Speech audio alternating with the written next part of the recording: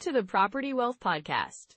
Today we're diving into something really crucial for anyone looking to invest in real estate: what to do after your offer is accepted. Yeah, it's such an exciting time, but it can also feel a bit overwhelming, right? Once that offer gets the green light, there's a lot to consider. Exactly. We'll chat about the next steps you should take, like navigating inspections, securing financing, and understanding the closing process. And we'll also touch on how to keep your emotions in check during this process. It's easy to get swept up in the excitement, but staying grounded is key. Absolutely, Mike. Plus, we'll share some tips on how to prepare for ownership and what to expect once you finally have those keys in your hand. It's all about being informed and ready, so let's get right into it. Yeah, let's do it. So the first thing you should do after your offer is accepted is to contact your real estate agent. Right, that's a critical first step. Your agent will guide you through what comes next and help ensure everything stays on track. So, once your offer is accepted, it can feel like you've crossed a major hurdle. But that's just the beginning, right? Absolutely. It's a big moment, but it's crucial to recognize why this stage is so significant, especially for our listeners over 40. Yeah, for those who might be nearing retirement or even thinking about it, the urgency to secure financial stability is real. Right? With inflation constantly creeping up, the cost of living is a concern for everyone, but it can feel even more pressing for those of us who are planning for retirement. Exactly. Real estate can serve as a hedge against inflation. When you own property, you're essentially locking in an asset that historically appreciates. And that appreciation is key, especially as we think about our retirement timelines. You want to ensure that your investments are working for you, not just sitting there stagnant. Totally. I remember a client of mine, let's call her Linda.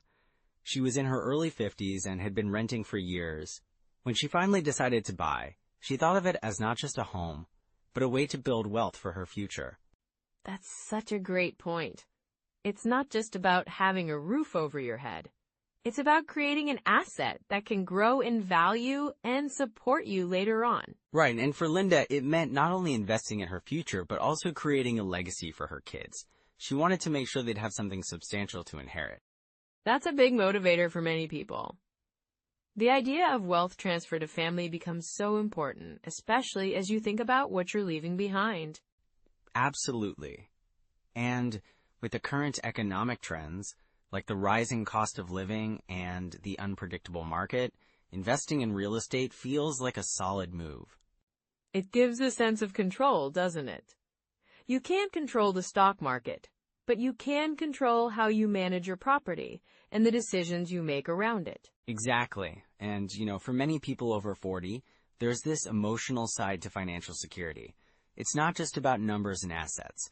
It's about peace of mind. Yes, that peace of mind is invaluable. When you know you have a financial plan that includes real estate, it can really alleviate that anxiety about the future. I had another client, let's say his name is John. John was feeling overwhelmed with retirement planning. When he bought a rental property, it gave him a new perspective. How so? Well, he started to see it as a source of income. Suddenly, he wasn't just thinking about retirement savings. He was looking at cash flow from his property as part of his financial plan. That's a game changer. It shifts the focus from just saving to actively generating income. Right, and in today's market, where interest rates fluctuate and job security can feel shaky, having that additional income stream can really bolster your overall financial health. And I think it's also worth mentioning that in this age group, many are looking to diversify their portfolios. Exactly. Real estate adds that diversity, which can protect them against the volatility of other investments. Plus, with the potential for property value appreciation, it's not just about cash flow. It's about long-term gains as well. Yes, and, as we're seeing more people waiting longer to retire or even choosing to work part-time in retirement, having that real estate asset can provide flexibility. Flexibility is key. It allows you to adapt to what you want your life to look like as you age. And let's not forget about the emotional satisfaction that comes with owning property. There's a sense of achievement in being a homeowner or an investor. Definitely. It can foster a sense of community, too. You're investing in a place, becoming part of a neighborhood, and, in many ways, contributing to its growth. Exactly. And that can be especially fulfilling when you think about how your investments can help local economies thrive. So let's recap a bit. For those over 40, the strategies we discussed today will not only help in navigating your recent purchase, but also in ensuring you're well prepared for the future. Right. It's essential to understand how to leverage your new property, whether it's for rental income or future appreciation. And to really think about your broader financial picture, how does this investment fit into your retirement plans? Well, that's where we'll pivot next, to some practical strategies for managing your property and maximizing your investment potential. Sounds good. It's all about building that foundation for a secure and prosperous future. So after your offer is accepted, the first thing you want to do is, get your financing in order. Right, financing is key. I mean, people sometimes think, oh, I've made the offer, it's all done. But that's really just the beginning, isn't it? Exactly. You need to solidify your funding. If you're using a mortgage, make sure to get that pre-approval in writing and keep in touch with your lender. They'll need certain documents from you, like proof of income and assets. And that can really slow things down if you're not prepared, right? Like, if you wait until the last minute, it can be a real headache. Absolutely.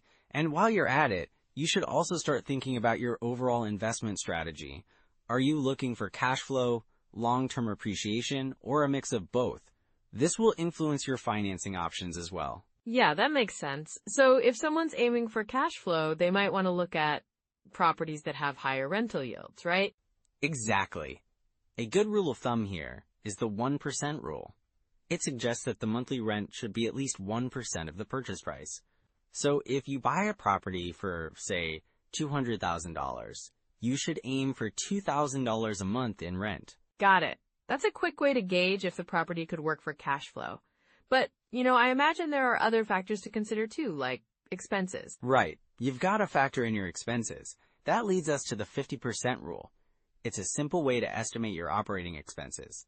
Basically, assume that about 50% of your rental income goes to expenses: maintenance, property management, insurance, etc.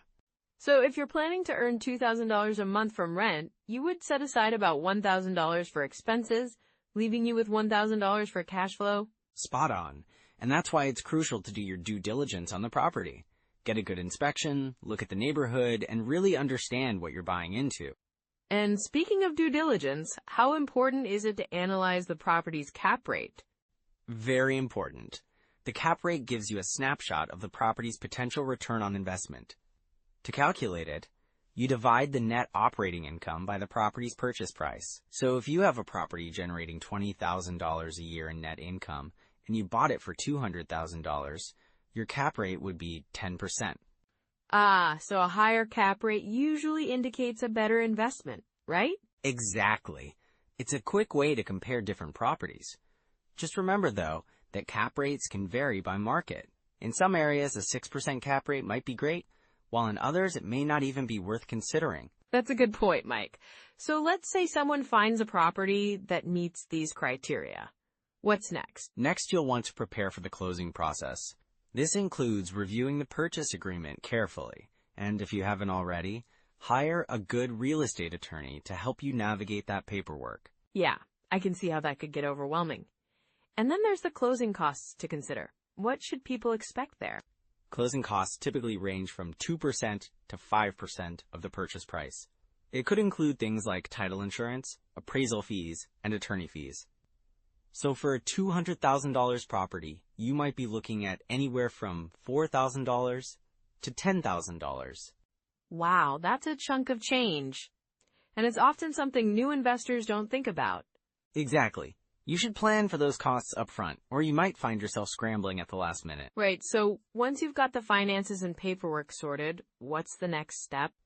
Well, after the deal closes, you'll want to start thinking about property management.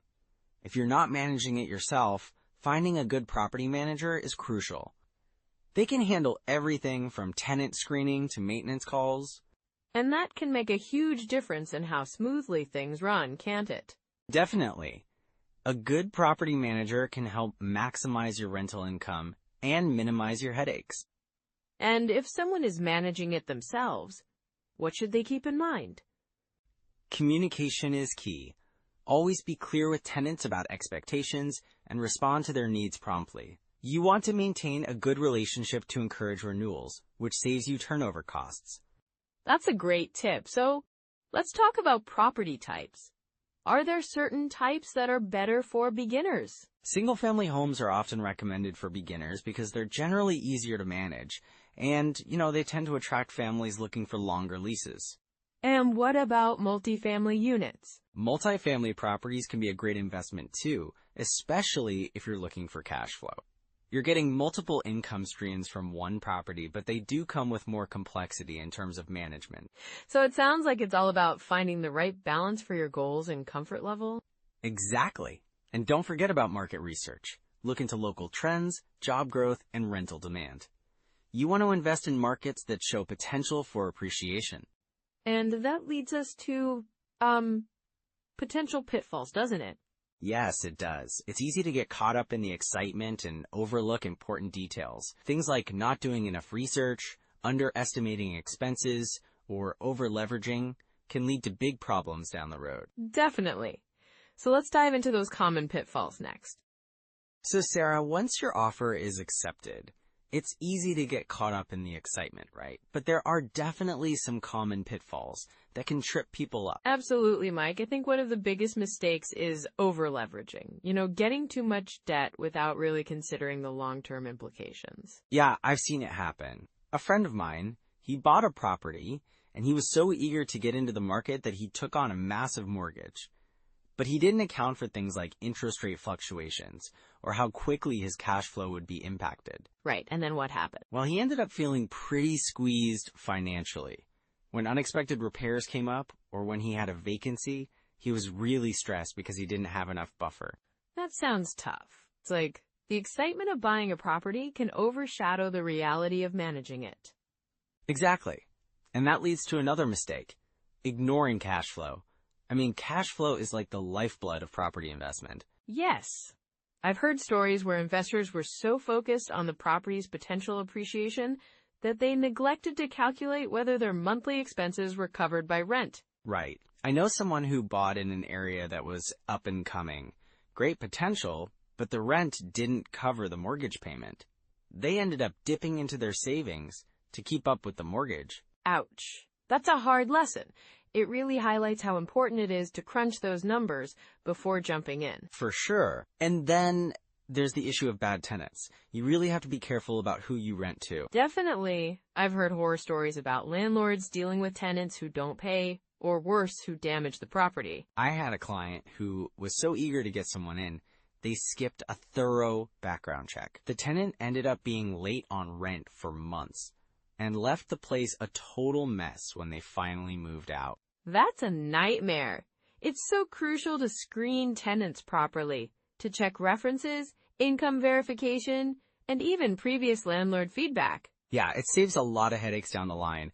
And while we're on the topic, timing the market can be a tricky business too. Oh, absolutely. Some investors think they can predict market trends perfectly, and they end up waiting too long, or they jump in at the wrong time. Exactly. Like, I had a friend who was convinced that prices would drop further because of a looming economic downturn, but instead, they kept rising. He missed out on a great property because he was waiting for the perfect moment. That's so common. Sometimes you just have to make a move when things align, rather than trying to time everything perfectly. Right, and that brings us to hidden costs. New investors often overlook those, like maintenance, property management fees, or even unexpected costs that can crop up. Yes. I think it's essential to have a contingency fund. I know someone who was blindsided by a roof repair shortly after they bought their property. They hadn't budgeted for it, and it really put them in a tight spot. A contingency fund can save you from panic mode later on, so spotting red flags early is key. Totally. Like, if a property is listed at a price that seems too good to be true, there's usually a reason behind it. Right. Or if the seller is pushing for a quick sale without a solid reason, that can be a red flag too. And being aware of the neighborhood dynamics is critical. If a neighborhood is declining or has a high crime rate, that can really impact your investment. Exactly. Keeping an eye on local trends, talking to neighbors, and doing thorough research can help investors avoid those pitfalls. So if someone finds themselves caught in one of these common traps, what can they do? First, don't panic. Assess the situation calmly. If you're over-leveraged, maybe look into refinancing options or finding ways to increase cash flow, like adjusting rent or lowering expenses. That's a good point. And if you're facing tenant issues, consider professional property management services. They can help find reliable tenants and handle disputes. Yes, and for those hidden costs, it's a good practice to conduct regular property inspections. It helps catch small issues before they turn into big, expensive problems. Right, and if you feel like you've misjudged the market, don't be afraid to consult with a real estate advisor. They can provide insights and help you strategize your next steps. Absolutely. The key takeaway is to stay informed, be proactive, and remember that every experience, whether good or bad, is a learning opportunity. So true, Mike.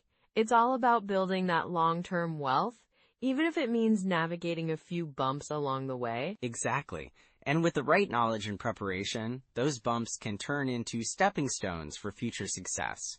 That's the spirit. What's our next step after addressing these challenges? All right, so now that your offer is accepted, it's time to take some actionable steps to keep that momentum going. First things first, I'd recommend creating a checklist of all the things you need to do next. Oh, I love a good checklist. What should be on it? Well, you'll want to start with getting your financing in order. If you haven't already, contact your lender to finalize your mortgage application and get all your documents organized. Right, that's super important. Any tips on what documents they typically need? Usually it's things like your bank statements, pay stubs, tax returns, and any other income verification. But definitely check with your lender as requirements can vary. Got it. So once financing is squared away, what's next? Next, you should consider getting a home inspection scheduled. It's crucial to know what you're getting into. Sometimes, properties can have hidden issues that might not be obvious at first glance. Absolutely. And I imagine that's where a good inspector really comes into play, right? Exactly. You want someone experienced who can give you a thorough report. After that, you might want to look into getting a real estate lawyer involved, especially if you're new to this. They can help navigate contracts and any legal details. That's a great point. And how about tools or apps that can help during this process? There are plenty out there. For example, Zillow is great for market research, and you can use it to check property values or get an idea of what similar homes are selling for in the area. That's handy. What about analyzing deals? For analyzing deals, I really like the BiggerPockets calculator. It's user-friendly and helps you run your numbers efficiently. DealCheck is another good one for evaluating potential investments. Nice. And what about ongoing rental analysis? Rentometer is a useful tool for that. You can compare rental prices in the area, which can help you set competitive rates for your property. That's super helpful. I didn't realize there were so many options out there. Yeah, and don't forget to check your local MLS access if you have it. That gives you a wealth of information about properties, market trends, and can help you stay ahead. It sounds like having the right tools really makes a difference. Absolutely. And speaking of tools, it might also be a good idea to start reading some books or listening to podcasts that focus on real estate investing. Do you have any recommendations? Sure. The book on rental property investing by Brandon Turner is a solid read. And for podcasts, BiggerPockets Podcast is filled with insights and success stories from real investors. I love that. It's always inspiring to hear others' journeys. Right?